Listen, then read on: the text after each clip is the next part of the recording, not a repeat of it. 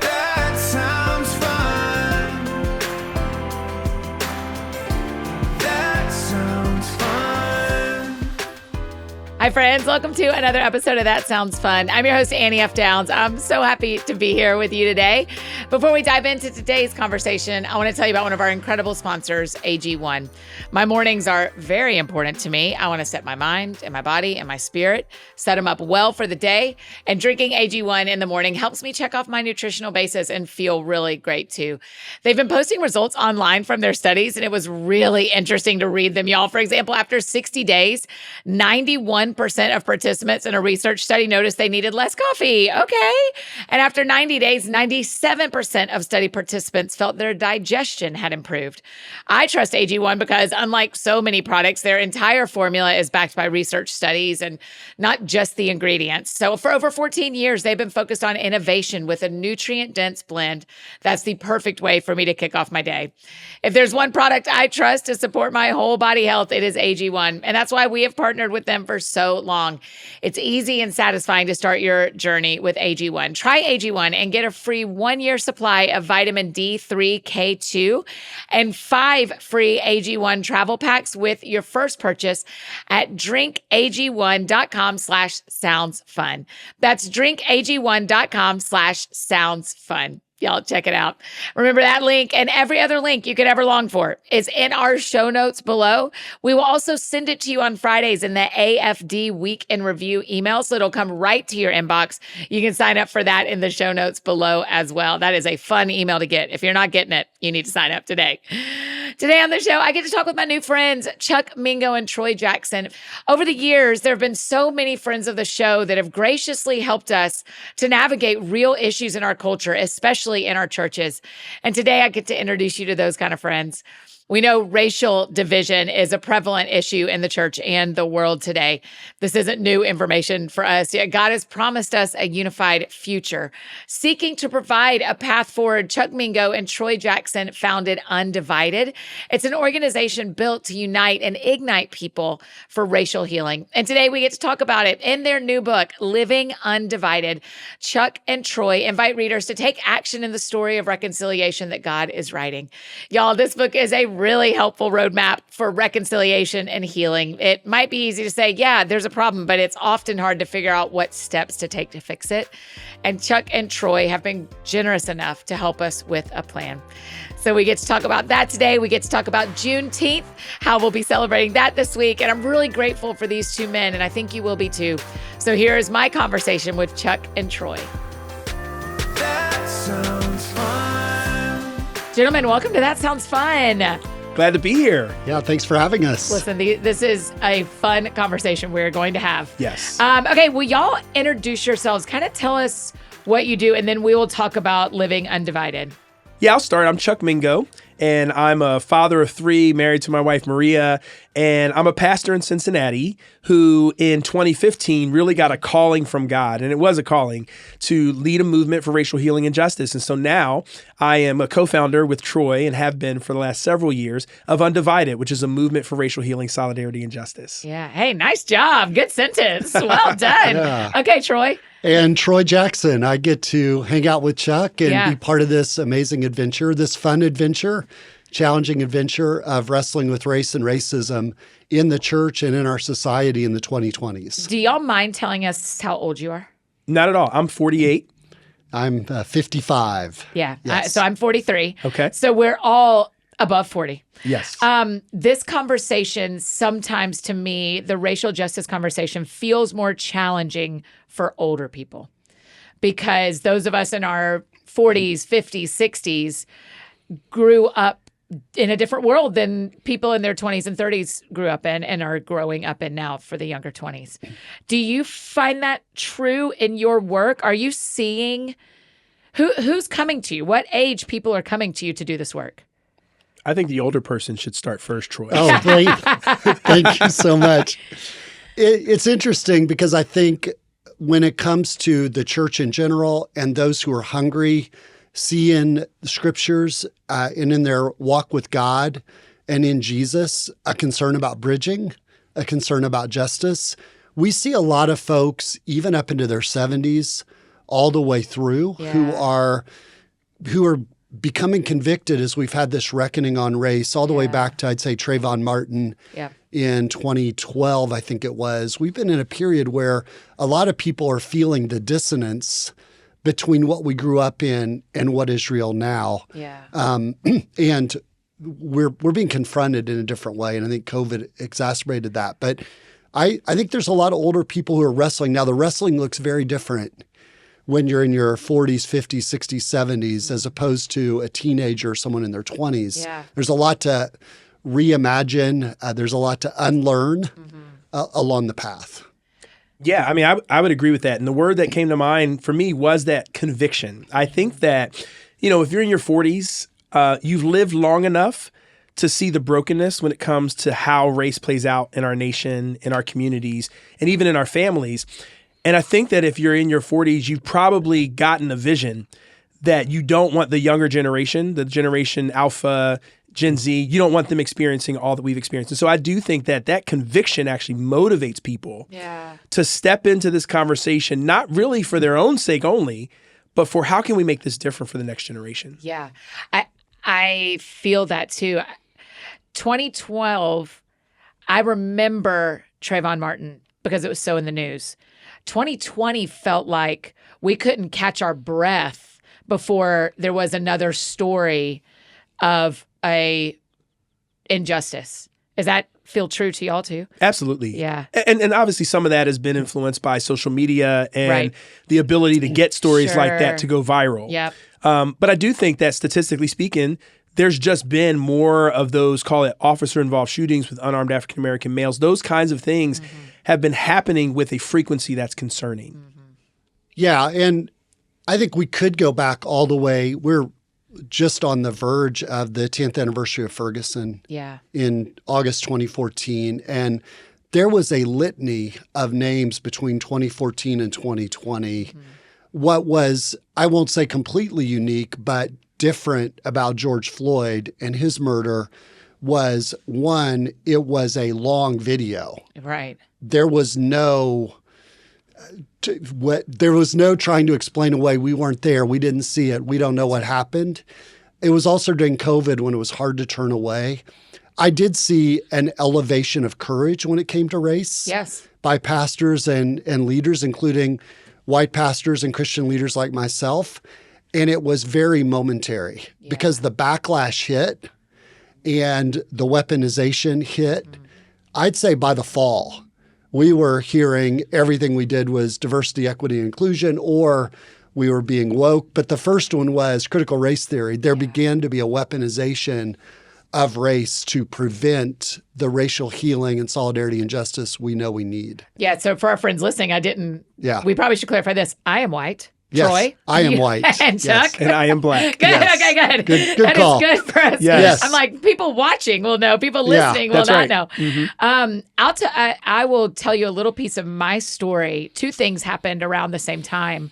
One of our listeners very kindly reached out to me on Twitter and said, I think it really matters to you, but your guests are not a diverse list. And I just want to say to you as a Black woman, I would love to see more people who look like me on the show. And it was kind and it was truthful, which I'll talk about in the book. Yes. It gives me goosebumps to tell you about it. It was kind and it was truthful and it changed us. Now, the rest of the internet got loud around it, and not all of them were kind or truthful. She was. Yes. KB was kind and truthful when she asked us. So that's one thing that changed me.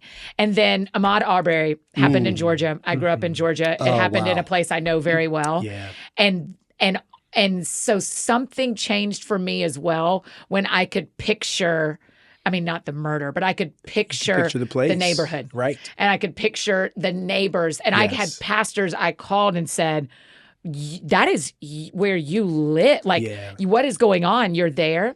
And so those two things kind of collided for me. Yeah. I wonder if y'all experience that too in your work. Do you feel like when people have a personal experience, when it isn't just on TV, Right. when it's something they know, they're more inclined to be changed by it?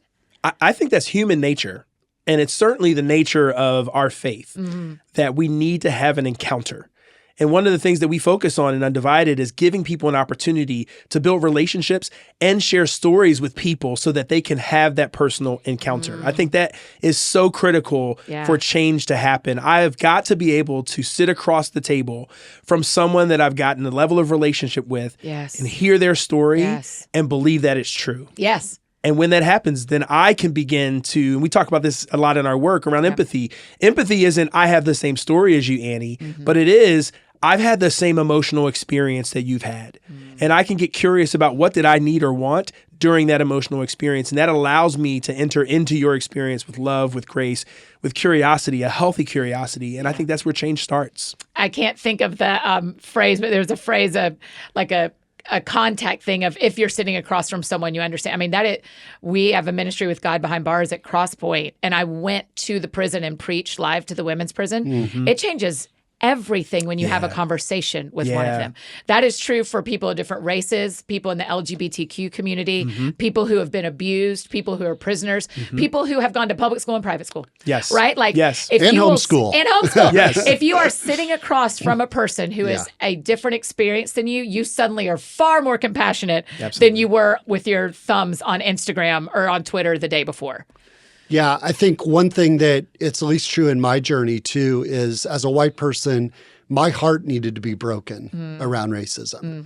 It needed to go from an intellectual understanding that enslavement and slavery were part of our story. It needed to move beyond an understanding there were once separate water fountains back in for far too many decades, into this breaks God's heart and this breaks my heart. And I feel convicted about my complicity. Yes. I'm trying to look up a quote, but the truth is I don't need to look it up because I memorized it when I read it in your book. Your book is Living Undivided. One of your white pastor friends, I think this is so profound, and I would love for y'all to talk about it because I bet 80% of the people listening feel this. The quote was, I can't win, I can lose, and I can't give up. Like, I'm not allowed to not talk about this. I will not win. I will never do enough. I will never say enough. And I for sure can say the wrong thing. So how do y'all help people in Undivided and help us right now? Like, help all of us listening go, I'm not going to stop this podcast. I'm going to stay engaged, even though that sentence feels profoundly true. That's exactly right. And, you know, and Troy and I have launched something called the Undivided Fellowship as a response to pastors who feel that way. Because you can feel that way if you're a white pastor. You can also feel that way if you're a pastor of color in a majority white context.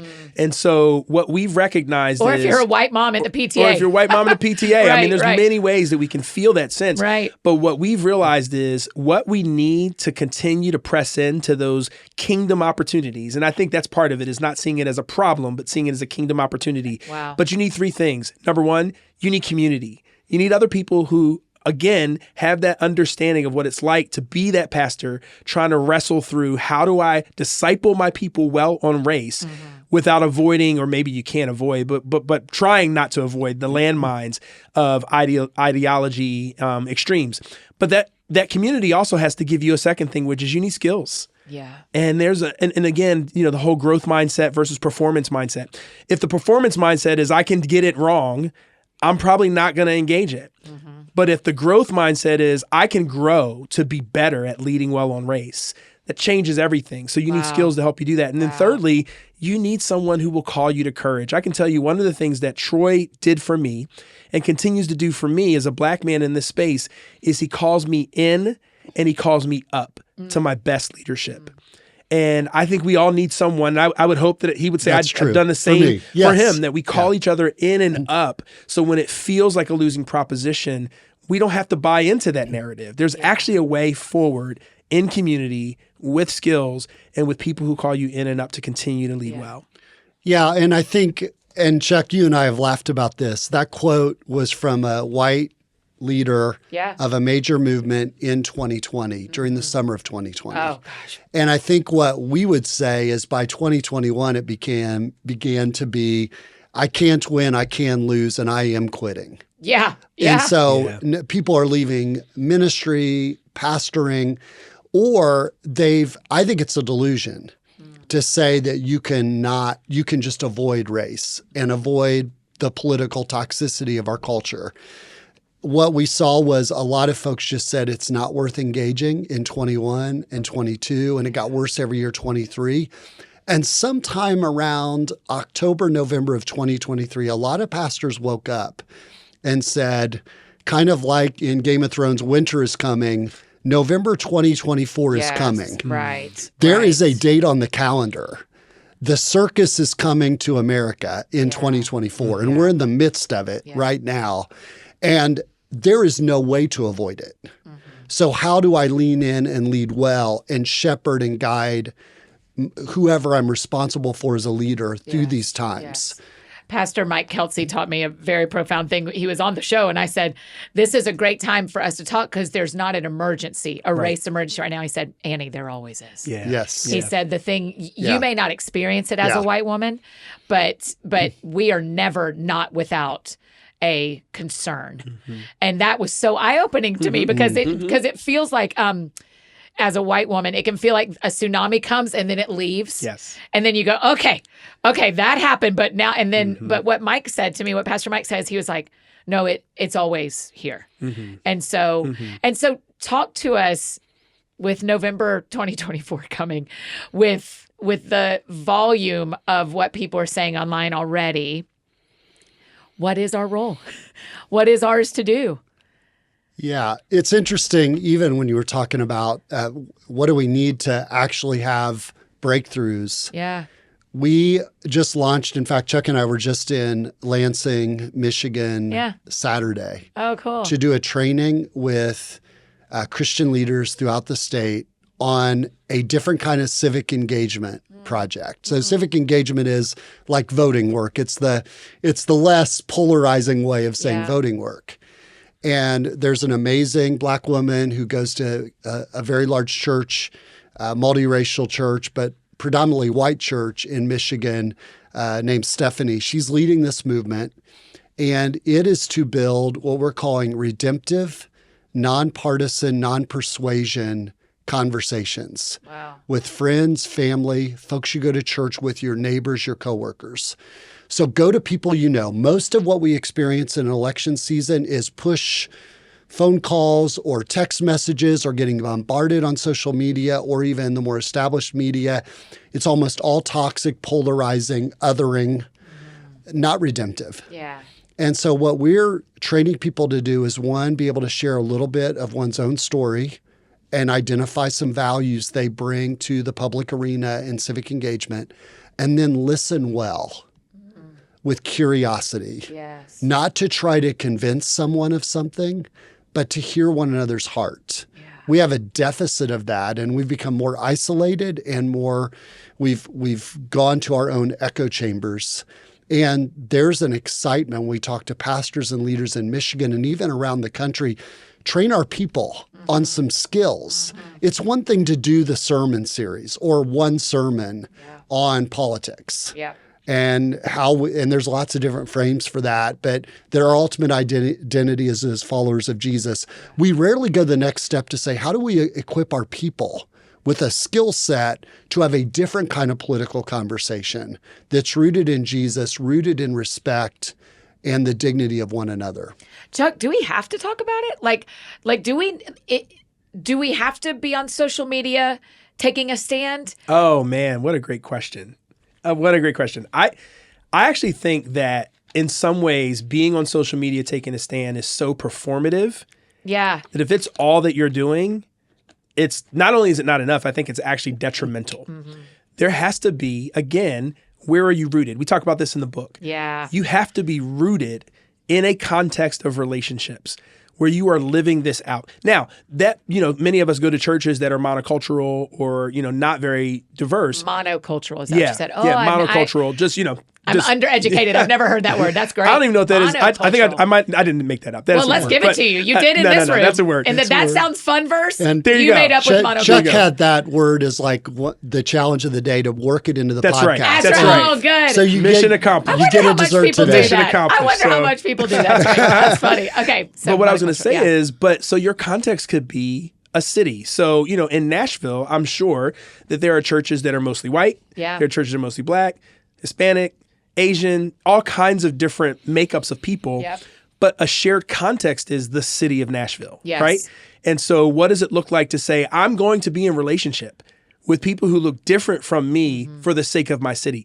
That could be your shared context. And I just think if you have that, it gets you out of trying to give the right platitudes, have the perfect tweet, always performatively have to give voice to something. Yeah. You actually have something you can talk about. So when everybody else is talking about the big picture thing, you can say, let me tell you how that's playing out in my city. Let me tell you about a relationship I had with KB, who Yeah. said to me, because I value what you do, Annie, I want this show to have people who reflect my lived experience. That's a Yes. powerful way to live this out. So I do think post if you want to post, tweet if you want to tweet, well, X if you want to X, get whatever me you out. call it. Listen, But- I left there 2 years ago. I'm not going back. That place whatever is it garbage. is. But I would say if that's all you do, then there's a discipling opportunity being left on the table for your own spiritual formation and, quite frankly, for your own fun. I mean, I can tell you, my relationship with Troy, which is now approaching 10 years, has been one of the most fun relationships I've had. Yeah. We do hard work together. Yeah. We challenge each other, but we laugh a lot. We play a lot. We were doing some work in New York, and on the Brooklyn Bridge for $5, $10, $10, you can do this video where they Yeah. kind of do a revolving selfie to the New York song, That's New York right. State You're of Mind standing song. in the middle on like Yes, a platform yes. and it goes around you. Yeah, And totally. man, we posted that and people just loved it because Troy and I couldn't be more different probably in terms of our background. I'm a hip hop kid from the 80s and 90s. Yeah. Troy, not so much hip hop guy. I mean, You know, but yeah. we love each other, and Yeah. our Yeah. relationship is such a life-giving commitment to this work. Yeah. To not just do it out there in the world, but to do it in our relationship and to do it in our own hearts. Yeah, will you back up and tell us how y'all met? How did this Yeah. even start? Yeah. Yeah, I was leading this group in Cincinnati. So I was a pastor for almost 20 years. And gosh, around 15 years ago or so, just got a sense of a call in my life to get involved in the work of racial justice. Okay. Didn't know exactly what that would look like. Got involved in a local group. Loved it. We were able to change some laws around opportunities for people coming out of prison. I was part of a group that stopped a deportation of a young Guatemalan who came at the age of 3 to this country. I said, okay, this is what I want to do with my life. I'm in my 40s. And so I dove into community organizing, led a group called Amos. We were about 6 months into it, and I said, okay, let me have the audacity to go to the largest church in the city. The largest church, probably you could add any of their 5 churches together, Wow. and it would be smaller than Crossroads, and met with them, and their lead pastor, Brian Tome, or senior pastor, said, go talk to Chuck. Okay. And you were at Crossroads at the time. Yes, I Yes, was on staff at full-time Crossroads. at Crossroads. So I went into this. It's an atrium. It's that is massive. massive Yeah. atrium in, Great church, yeah. in Oakley, a community in Cincinnati, and met this guy by a little fireplace in December. So you were really looking for him. You're like, I'm going there to meet Chuck. I'm going to meet Chuck. Yeah. It was a scheduled 1-to-1, Got but it. I had no idea who this guy was. Yeah. So if, Annie, you ever come to Cincinnati and go out in public with Chuck, Uh-huh. you will get people stopping. Is he like the you, mayor? and they'll want a selfie. They'll want an autograph. Chuck! There it is. It's hard to walk from point A to B in the city because Chuck is, he's on billboards for their Super Bowl stuff. So this is a big time guy I'm meeting. I had Wait, no for idea. their Super Bowl stuff, what do you mean? Oh. Super Bowl preaching. Yes, Yeah. the Super Bowl of preaching. So we realized that Super Bowl weekend was the least attended service. Yeah. So to make it the highest attended service, we completely flipped it on its head. So we literally do a live preach off. There's halftime show, original commercials. Hilarious. It is a blast. And we Okay. do it every year. It's one of the biggest events in our Yeah. city. Oh, now. that's great. Okay, Yeah. so you're like, he's on bulletin boards. People know Apparently- billboards. I mean, not yeah. billboards. Billboards, yeah. But we started having a conversation. I'd been to Ferguson the week before. It was right after Officer Wilson, who was the one who had shot and killed Michael Brown. They found basically didn't indict him. And I was there for a little bit of the protest around that. Get back, and this is December 2014. So I'm Yeah. asking some pretty intense questions, and Chuck doesn't know me. And Yeah, Chuck, what do you think of Chuck? Yeah. Are you Yeah. like, because Latasha Morrison often says, not every one of your Black friends signed up to be your teacher. That's right. And likes to, I mean, it's one of her most helpful things to teach us is like, just because someone is a different race does not mean they want to teach you what that is like. Just like I don't always want to teach people what it's like to be a female leader. I'm like, I'm not here to teach all, but it is what people need sometimes. Were you already in a place to be a leader and a teacher on this, or was that a surprising conversation? So here's what was surprising about the conversation: Troy's honesty and his directness. And so at first, I didn't know him, and I started giving him, kind of safe answers. I mean, Yeah. I've been in majority you white write about spaces. this in the book, I've yeah. been in majority white spaces most of my life. I know how to code switch, and so I Yeah. know there's a level of vulnerability that I start with. But at some Wow. point, his heart was on display. His earnestness, his honesty was on display, and I felt like I could take a risk with him. Wow. And so our conversation, even that conversation, got deep. It got honest. I told him I felt like we're in the 1960s. I told him how concerned I was at what I saw as the church's either inability or unwillingness to really lead in this conversation, to maybe call out things that are not just and name them very clearly. And that conversation led to an invitation to relationship. Troy was leading an organization at the time that was doing faith-based community organizing for racial and economic justice in our city. And it was a big campaign that was kind of forming around providing access to quality preschool. We talk about that in the book. Yeah. I love And it. Troy invited me to be on the board of that. I began to learn about community organizing. And I would say Troy was a catalyst at a time that I needed for how to put my faith on display in the public square. Oh, wow. And that's really the journey that led to Undivided and the creation of Undivided. And to be clear, I don't think I was coming for you to teach me. Because I do think as white folks, we need to do work. Yes. I was coming with the seeing, hey, is this someone that I'd want to partner with? Got it. And Got it was 20 minutes into the conversation, and it was yes. Yeah. I would love to be in a deeper relationship with Chuck. I think it was about a month or two later that Chuck came to one of our meetings with Amos. And the one thing I remember about it, it was in a Catholic parish and the heat wasn't working and it was negative degrees outside. Oh, my So gosh. everybody was in like 4 layers. There were like 50 people in this room. wow. But Chuck came back after that. That was a good sign. Yeah, But then yeah. Chuck said, hey, God, I feel like God's stirring to do something at Crossroads on race. And it was pretty ill-formed at that time. Yeah. Would you come in and partner? Wow. So I think that's the spark and the invitation for me to follow and be part of what Chuck was doing Yes. was great. And I committed a lot of time over that Ton of next time. year to build what became Undivided. And it's the best investment of a project I've ever been a part of. That sounds fun. Hey, friends, just interrupting this conversation. Tell you about one of our incredible partners, ZocDoc. Listen, I know there are things in life we have to compromise on, but your health should not be one of them. You don't have to go back to that one doctor you didn't care for. Instead, check out ZocDoc, the place where you can find and book doctors who will make you feel comfortable, listen to you, and prioritize your health. And you can search by location, availability, and insurance. So literally no compromises here because with ZocDoc, you've got more options than you know. With ZocDoc, you can search and compare highly rated in-network doctors near you, all with verified patient reviews. Once you've found the doctor you want, you can book them instantly online. No more waiting on hold or playing phone tag with receptionists. You can filter your search based on your insurance, location, and the specific condition you're seeking treatment for. ZocDoc's helped me out so many times before. I think it'll help you too. So go to ZocDoc.com/thatsoundsfun and download the app for free. Find and book a top-rated doctor today. That's ZocDoc.com/thatsoundsfun. ZocDoc.com/thatsoundsfun. And one more incredible partner I get to tell you about, Shopify. Think about this for a second. If you put 10 seconds on the clock, how many things can you name that are always growing? Your relationships, your skills, plants. But how about your business on Shopify? Because it could be. I hope you know Shopify is the best tool to help you get your business off the ground. They have built-in tools that help you create, execute, and analyze your sales. They are the global commerce platform behind ShopAnnieFDowns.com, and it has been so easy to use.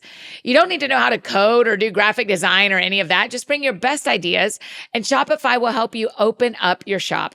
No matter what you're selling, they have got you covered. They have an all-in-one e-commerce platform and an in-person POS system, so you are all set. Thanks to an endless list of integrations and third-party apps, you can do on-demand printing, accounting, set up chatbots, literally everything you need to revolutionize your business. Sign up for $1 per month trial period at shopify.com/soundsfun, all lowercase. Again, that's shopify.com/soundsfun right now to grow your business no matter what stage you're in. Shopify.com/soundsfun. Okay, now back to our conversation with Chuck and Troy. That sounds fun. I think y'all are modeling a million good things, but one of the beautiful things you're modeling is like, y'all just were thinking about your city. Yeah. And so I think one of the problems with the internet is we think, well, by putting this on Facebook, I'm going to change the world. I've just solved it. Yeah. Or by asking this influencer, why haven't you said this? Because we need you to say something. Sometimes can feel like you're doing something big when the big thing could be, how do you help preschoolers in your town? That's exactly right. And do you know people in your city who are not like you? Yeah. I mean, I think about Jeremiah 29 is a verse that even if you have a cursory familiarity with the Bible, we love Jeremiah 29:11, right? Oh, everybody loves it. For I know the plans I have for you. Yeah, And I love right. it too. Yeah. I love it. Me too. But the whole context of that is about seeking the peace and the welfare of the city where I've sent you. Yes. And for the Israelites at that Wow. time, it wasn't their city. That's right. It was Babylon. It wasn't a city that they wanted to necessarily seek the That's peace and right. the welfare for. But God said, you're here. Yeah. And while you're present here, you should be a blessing here. And so I think there is absolutely a call for all of us to recognize wherever we are, whether we love it or hate it, as followers of Jesus, for your listeners who are followers of Jesus, we're always called to seek the peace and the welfare of the city where we live. Yeah. And the farther you get from, the farther one gets from local relationships, local context, local rootedness, the more the hyper-polarized, toxic, red-blue interesting. pill, red-blue party dynamic begins to dominate. And I think the place to start as a remedy to that is we've been saying vote local, go local. You may not be excited about who's running for president, but there's probably a school board issue on the ballot. There may be a ballot initiative that you care about. Who are some people you can vote for? Meaning I'm voting for, it's one of the things in 2016 when we did this big preschool ballot initiative. People were excited to vote in Cincinnati, not because who was at the top of the ticket in November 2016. Sure. They were excited to vote for children. Yes, right. And the more we can get local, and we're doing this with groups around affordable and attainable housing, and you go to a place like Cincinnati, or I suspect Nashville, or almost any city in the country, and start talking about the pain point of affordable and attainable housing, and almost everyone is affected. Yes. And so we may have to wrestle a little bit about what to do about it, but we share some pain. Yeah. Around some of the challenges we face, which gives us some creativity to not have a left-right approach, but to have a us approach to some of the local challenges. Even this is probably true for y'all too, but even right now here in Nashville, my peers who are 40-year-old women, middle upper class women who own homes can't sell and move anywhere else. That's right. Yeah. It's kind of like, well, where would I go? Because I can't afford to buy. Right. And these are people who are already able to own homes. Yes. Yeah. That's not thinking about the working families who Yes. got two incomes that are unable to make. It is. If anybody is struggling, everybody's struggling. Yes. Right. Yes. That's right. Yes. And disproportionately Black, Yes. brown, people of color in our So where do we start? So friends are listening and they're like, Yes. okay, you're right. I want to do this in my town. Yeah. Do you get in your car and drive over to the neighborhood that you don't know and just get out and be like, let's be friends? Like where do we start? What's that first step? Yeah. Well, we talk about this in the book. I think a first step can be, and I'm not just saying this just because we do this, Yeah. but we'd love to partner with people who are really saying, hey, I want to get involved in the work of racial healing and justice. One of the things that we've learned how to do really well, and we feel like is part of our secret sauce, is cultivating spaces of belonging and connection that activate people to live into their agency in this area of racial healing and justice. And so we encourage people to reach out to us. Yeah. And what we will help you do is figure out what's your context. Is it a church? Is it a community? Is it a small group? And then how can that group begin a journey where over time you're building a larger cadre of people who have done some work around racial healing and justice, and now who are ready to have an imagination for how can we do this work in our city. So in the book, we talk about the living undivided circle, and it's based on Micah 6:8, which is all about walking humbly, which is really understanding your story, loving mercy, which is really around building in relationships, and then doing justice. And that's what Undivided takes people through. So we encourage anybody who's saying, man, I want to start. Hey, we'd love to be a person that helps catalyze you in that journey. Yeah. And getting into those spaces of belonging is so critical, and that's something that you have to pursue. Yeah. Especially if you've been in an all-white enclave like what I grew up in, it's got to take some effort, but also just a warning to white folks not to come in with all the answers. Yeah, that's right. The white evangelical, I think it's somewhere in our flawed DNA to believe that anytime we discover a problem in the world, we're the first to discover it, and we are the ones that are going to solve it. Right. It's this, Sung Chan Ra talks about this triumphalism of white evangelicalism. And boy, that's a path to disaster. That's a path to paternalism and colonialism and trying to do for others what they can do for themselves. How do we step in? And for me, one of the most transforming things, and I talk about this in the books, in my story, is learning to follow and submit to Black leaders and leaders of color. If you want to get involved in your local community, find a space that is not led, I'm particularly talking to white people, led by people that look like you. Wow. What does it mean to join and be part of? And you say, well, my community is all white. And I discovered this a few years ago doing some work in organizing, that rural America is only like 6 to 7% less diverse than the country. Oh, wow. We are much more diverse. If you think about almost any little community, there is an Hispanic, Latino presence. There's probably a Black presence, not always, but a lot of times, particularly in the South, even in the Midwest. We can fall into the trap of believing that we live in these spaces that are all, what did you say, Monoculture. Monocultural. No, I'm never Here we going to go. forget it. I got to learn this word. Yeah.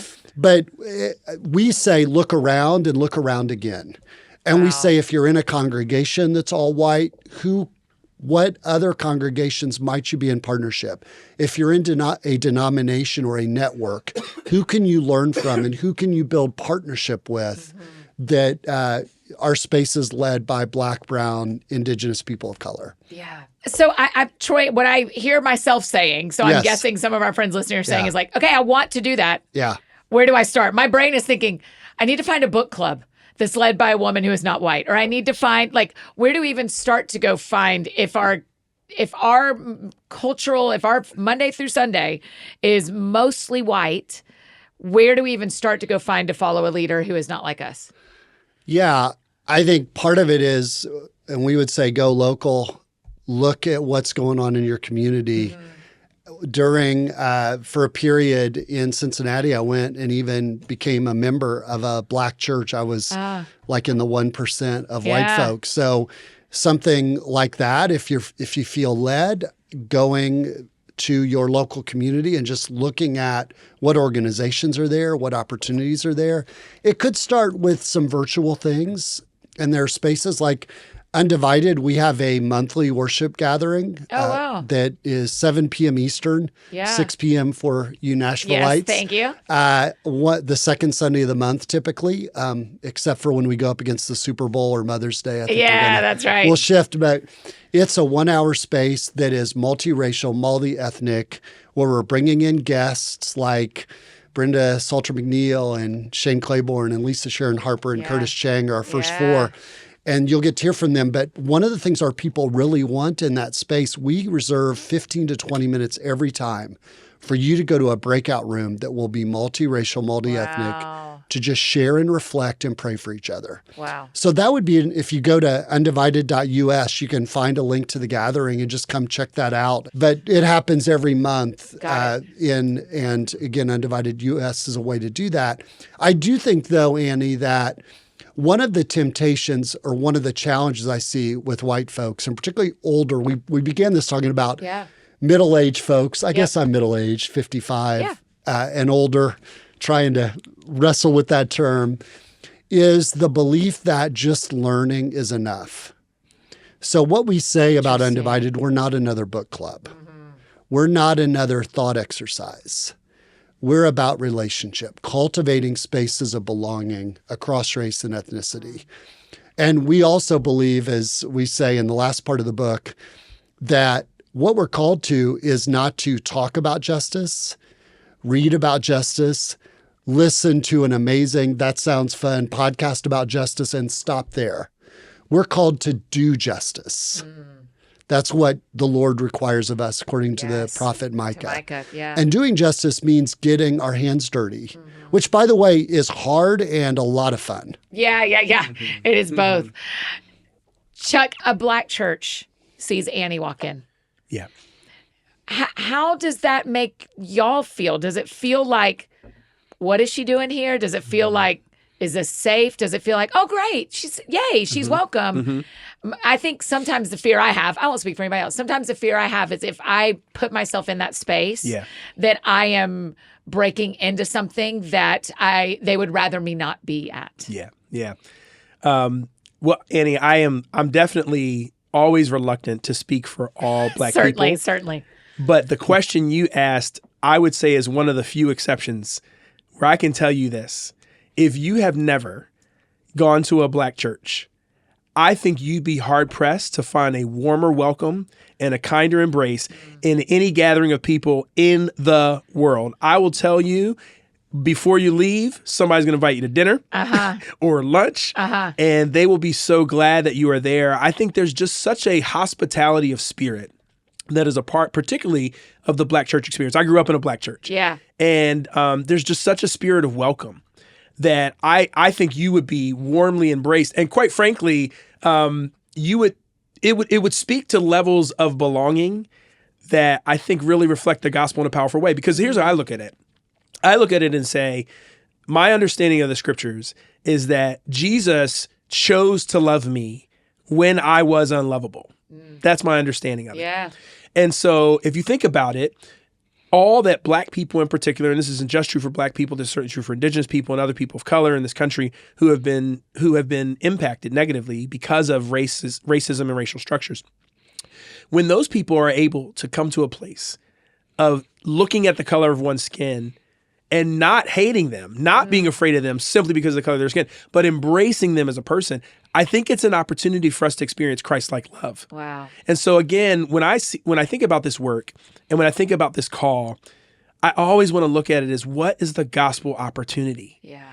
And part of the gospel opportunity is when you put yourself as a white person in spaces where you're not the leader and where you're not the majority, you experience a grace and a belonging that you can't experience in any other way. So any of our friends listening could go to a church of a different race and not feel like they are invading. Absolutely. Okay. Absolutely. And so much of the multiracial, multi-ethnic church has been on white terms. Yeah, right. Interesting, Troy. Black community, come to this white-led church. We want to be multiracial. We'll put somebody up in the worship team that looks like you. Would that do it? Oh, wow. And same with Hispanic, Asian American, to go someplace where white people are not in control and submitting to that, I think, is powerful. Wow. I think the other thing that I hear in that question, Annie, is, and we say this a lot, there is something about whiteness and our insecurity to say, I don't want to make a mistake. Yeah. I don't want to go the wrong place. I don't want to say the wrong thing. When there I can't win, but I can lose. when there's tension, I'm going to be a spectator. Yeah. I'm going to be a learner and a listener. I don't want to take up space, any space. And That's right, Troy. I think you're right. I think I can feel that. I think a lot of people feel that. And part of the learning, and Chuck's helped teach me this over the last decade as well, is that stepping back communicates something powerful, but it's negative. It's that I'm just here to be an observer. I'm not willing to take any risks. I'm not willing to be vulnerable. Wow. And what we say is that any mistake I might make or will make in word or deed is, Chuck, it wouldn't be the first time you've experienced some racist comment or action. That's right. But if I am just afraid of doing that, then it's not a growth mindset. Yeah. And what I've learned is when I'm willing to not dominate, but be part of conversation, share my story, ask questions, be real, that trust grows so much quicker with my Black and brown Even if you make a friends. mistake. Yes. Yeah. Absolutely. Yeah. And there's a fundamental belief that I think we have to believe. You know, this is going to air around Juneteenth. Yes, we were getting ready to go there. Yeah, thank you. And Miss Opal Lee, I don't know if you know her story or not. I know but her name, but 94 years old, I think now, but has been on a campaign and has walked, all across the country to advocate that Juneteenth become a federal holiday. yes, because it's newer. It's newer, yeah. I think it's only true in like the last 2 years. Read or a 3 years. research about it because I was like, wait, I've heard it, and now it's a national holiday. Right. I think we this don't is go to only going to work. be our third celebration Yes. as a country, as a federal holiday. And one of the things she says that I think it's connected to what we're talking about now is she says the reason that Juneteenth should be a holiday is because it's the day when we all experienced freedom.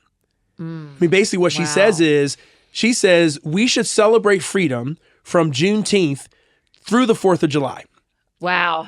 And the reality, though, is 4th of July represented freedom for some, but that doesn't represent freedom for all in our country. Right. Juneteenth does. Yeah, wow. And so I just think it's connected to this.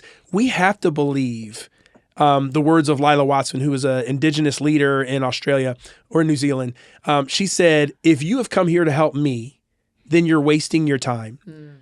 But if you believe that your freedom is bound up with mine, your liberation is bound up with mine, then let's work together. Wow. And as followers of Jesus, I know that I can only be as free as my brother and sister. I'm called to bear the burdens, right, of those who are my brothers and sisters in Christ. And so I think there's an opportunity for all of us to see that racism has harmed us all. And that there is a struggle we enter into together that doesn't just mean more freedom for people who look like me, but it means more freedom for all of us. Yeah, that's good. So Juneteenth coming up on Wednesday, national holiday. So everybody possibly is off work. For sure, the federal employees are. Yes. We are. I know a lot of companies are. Because it's a newer holiday, forgive me that I don't know this because I've been on tour the last 2 Junes. And so I was not even in Nashville.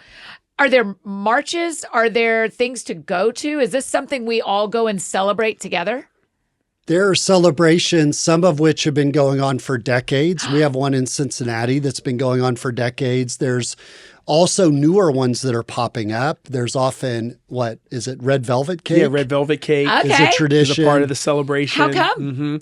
I think because red is like the blood of the people, Wow. the blood of the people who have suffered. Yeah, Yeah. wow. So it's a way to honor that. Wow. And I think it's important to note that the freedom for those who were formerly enslaved rolled out over several years. Yes. And it obviously goes back even to self-emancipation, the Underground Railroad. Folks, when the Civil War started, just walked off the fields, that people took that agency, and that for a group in Texas, they didn't get Yes, the that's the what news. I read about. That that's why it's June. It actually 2.5 was years. January Yeah. 1st, 1863. But they didn't, the people in Texas didn't find out or didn't follow until June 19th of 1865. So it took years. 2.5 years to get to Texas. And Wow. there's a way of thinking about, again, emancipation and the end of slavery rolled out over a few years Yes. because the Emancipation Proclamation did not include Kentucky. Yes. Because it only applied to states that had rebelled and joined the Confederacy. And the actual amendments to the Constitution didn't get ratified until well after Juneteenth. So, and what I love about this holiday is it is a date and experience that Black people in this country own, have embraced, and lifted up and invited our nation to be part of. Yes. It's in some ways in almost every way, a Black-led holiday. Yes. If that makes sense. Yes. So as white people, when we participate in Juneteenth and celebrate it, it is a way to honor and get a little taste of what does it mean to submit and be part of an experience that we have not shaped, defined, great. or controlled. Great. So I think this is airing before 2 the days holiday. before. 2 days Yeah. before. Google in your local city. Yes. Yeah. Listeners, Google. Is Yeah. there a Juneteenth celebration you can be a part of?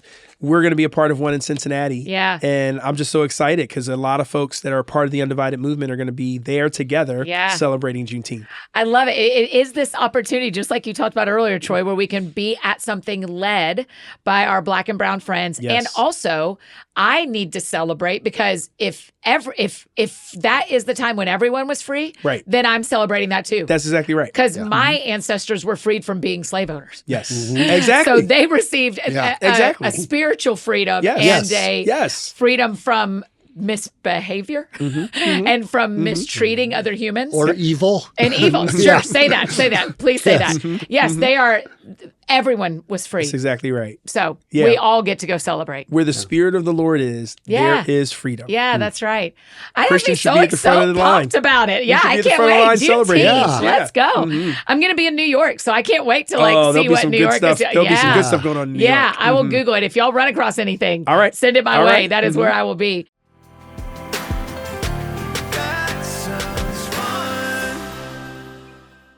Hey friends, just interrupting this conversation one more time to tell you about one of our incredible partners, Earth Breeze. Okay, if you're traveling this summer, y'all, Earth Breeze is the easiest thing to pack and take with you so you can do laundry on your trip. They look just like your ordinary dryer sheet, which is important to pay attention to, but it's actually ultra concentrated liquidless laundry detergent. It's still tough on stains and odors while also being gentle on the planet and your skin. Earth Breeze's lightweight cardboard packaging takes up hardly any space in your laundry room or your suitcase. Plus, with flexible subscriptions delivered right to your door via carbon offset shipping, you'll never have to worry about running out of detergent again. These tiny sheets can stop millions of detergent jugs from entering our ecosystems, which I love. In fact, 500 million detergent jugs end up in landfills and oceans every single year. No. We can be a part of stopping that. Right now, my friends can get 40% off of Earth Breeze just by going to earthbreeze.com/thatsoundsfun. That's earthbreeze.com/thatsoundsfun to cut out single-use plastic in your laundry room and claim 40% off your subscription. earthbreeze.com/thatsoundsfun. And now back to finish up our conversation with Troy and Chuck.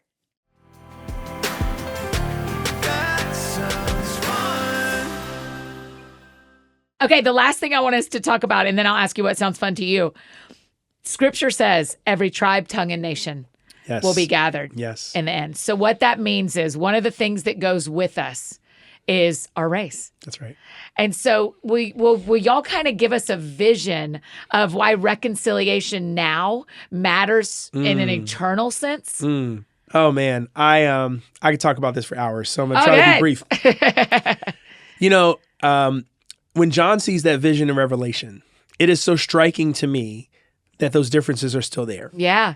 But what we know about God from creation is that everything he created is very, very good. Yes. God loves our differences. Yes. He loves the ethnicities that make up the world. He loves the cultures that make up the world. And in no way is heaven going to be devoid of those cultures. Yes. So what I would say is, if you've never been to a black church, you're probably going to experience it in heaven. That's right. If you've never been able to worship in the islands with the Caribbean folks, you're probably going to experience that in heaven. If you've never been able to gather with the underground church in China and understand the rich cultures that they bring, you're probably going to experience it in heaven, because I don't think that stuff leaves us. Yeah. I think that we get to experience it more. And so Jesus invites us to pray a prayer every day. Your kingdom come, Yeah. Your will be done Yeah. on earth as it is in heaven.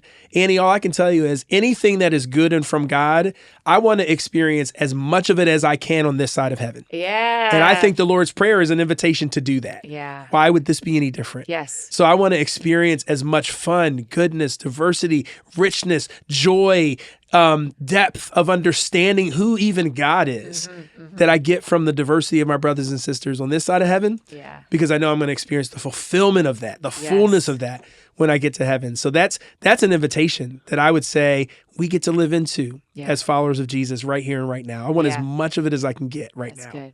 And if you haven't gotten a pipe organ or a Matt Redman song Yeah. on this Amen. side, you're going to there get you go. those Get in it in heaven. heaven. That's That's exactly exactly right. That's exactly right.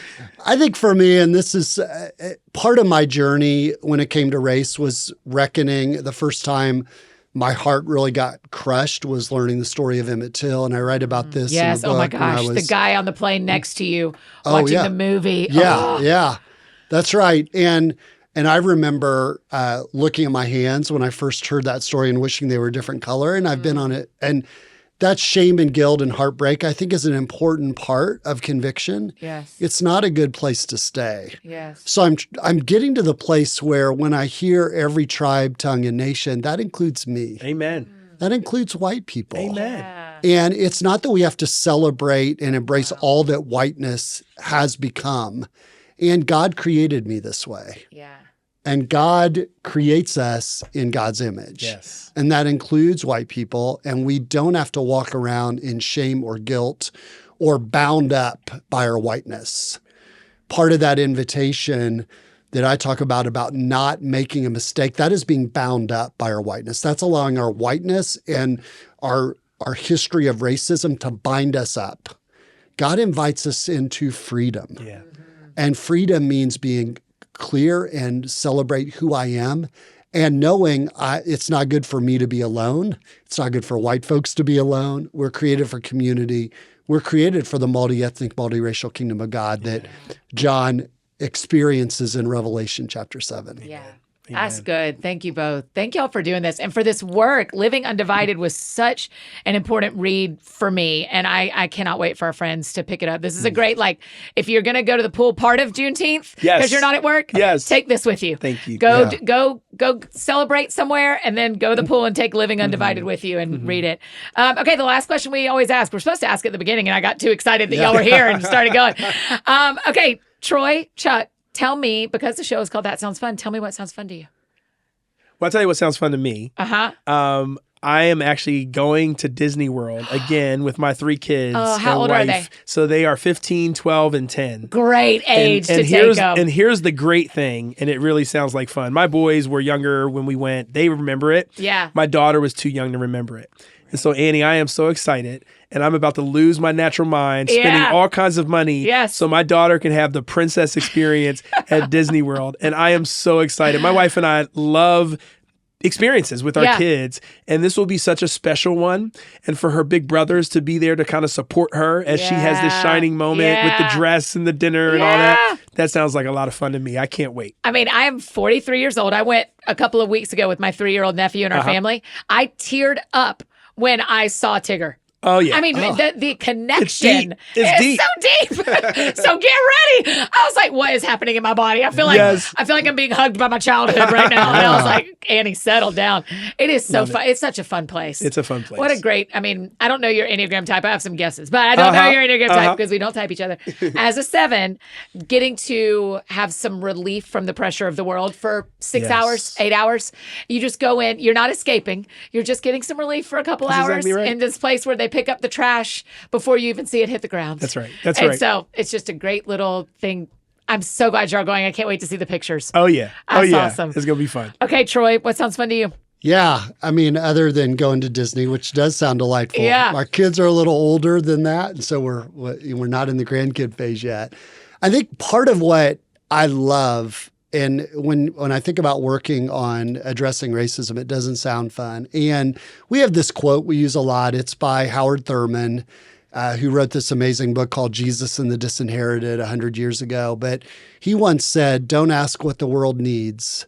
Ask what makes you come alive and go do it. Wow. Because what the world needs is for you to come alive. So one of the most fun things I get to experience is when I see someone else coming alive. Wow. And we see it in this work all the time. I think of Stephanie in Yes. Michigan and Yes. Becky in Michigan and Jesse in Cincinnati, Jessica in Traverse City, Eunice in Seattle. Folks that are discovering a God-shaped opportunity Yeah. to actually make a difference in the world for racial and ethnic justice. Yeah. It is amazing. So I'm giving the highly spiritual answer. That's great though. But Hey, it is fun. I also allowed to be fun. Yeah. Love to cook too. That's Yeah, fun. I love yeah. to cook, and that's my respite is to cook stuff. You talk about try that in it. the book too. Oh yeah, About yeah. how it's freeing it feels. I also there was the ill-fated tomato soup. Yeah. I forgot an ingredient. Yes, you have to buy the book to get the whole story. That's right. Well, your fun is allowed to be your fun. One of the things we Yes. do around here is we do not judge fun. I So love if it. it's I fun love to it. you, thank you guys for your work. Thank you Yeah. for coming and having this conversation with me. I really appreciate it. And thank you for yours. grateful. Yes. Honestly, You're thank you kind. for just the way you honestly engage. You just made it so easy for us to have this conversation today. And that means a lot. So thank you, Annie, for what you do. And in a world where racism is so negative and we get bombarded with negative messages, how do we think about this as an opportunity rather than a burden Yeah. to lean into this moment and to be faithful to God together Yeah. to address racism? That's good. Thank you guys. Oh, y'all, aren't they awesome? Man, that is such an important conversation. I feel like I learned so much and really am grateful for their relationship and how they teach out of it. I just loved it. Make sure you grab your copy of Living Undivided. Go follow them on social media. Tell them thanks for being on the show. If you like this episode, I think you're going to love episode 888 with our girl, Latasha Morrison, or episode 485 with Esau McCauley. And those shows are linked for you in the show notes below. If you have any questions from this episode, just go ahead and drop them in the Q&A box on your Spotify app. If that's where you listen, that's where I listen. Or send them to us on Instagram at That Sounds Fun Podcast. We'll try to answer them there. If you need anything else from me, well, I am on my summer Sabbath, so I cannot be very helpful for you, but our team is available at That Sounds Fun Podcast on Instagram. You can go and ask us any questions you have there. So go out or stay home, do something that sounds fun to you, and I will do the same. Today, what sounds fun to me is researching where I can celebrate Juneteenth in New York. I cannot wait for Wednesday. I can't wait to be a part of that and see that experience and celebrate that with my neighbors here. Y'all have a great week. We'll see you back here on Thursday with one of my favorite musicians, Jordan St. Cyr. See you there. That sounds fun. That sounds fun. Oh, that sounds fun. Check 1, 2 on the microphone. NEF down, then your car to your home. Every week it's something new. A deep talk or an interview. She'll make you laugh, she'll make you cry. When it's dark out, she's a light. When you're down, get your feeling right. Oh man, that sounds fun.